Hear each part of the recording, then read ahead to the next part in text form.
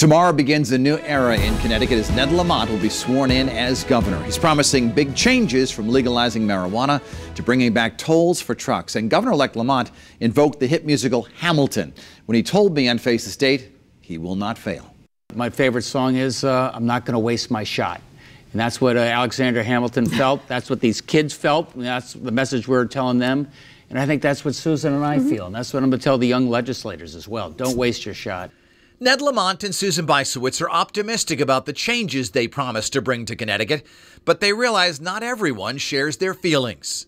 Let's talk about sort of, this attitude change that really needs to be made among the people of Connecticut, because we call it the land of steady habits, cranky Yankees, things like that. And there are some people who, particularly during the campaign, were very negative about the state. How do you change an attitude? Because there are still people moving out. A lot of people moved out in December. My next door neighbors are moving in March to Florida. I think the voters chose optimism because they chose us. We had a very positive message. Our theme was believe in Connecticut. Susan and I have just been overwhelmed by the citizenship.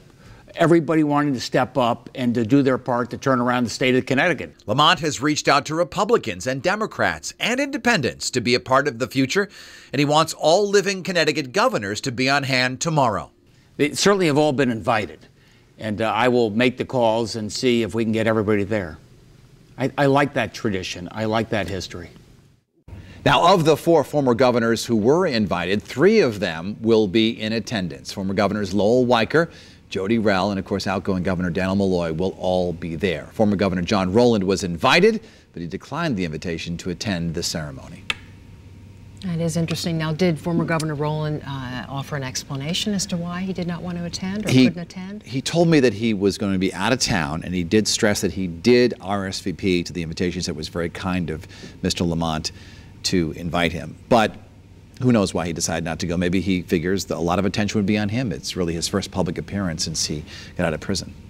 Good point. So all right. We'll have to wait and see.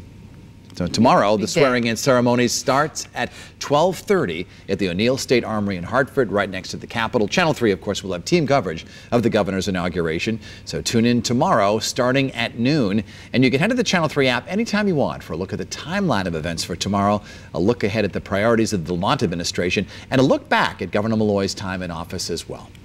Also online, you can find the letter Governor Malloy released today, his last full day in office. Now, Governor Malloy called it an open letter to the state's residents and reflected on the past 8 years, calling it the hardest and most rewarding career.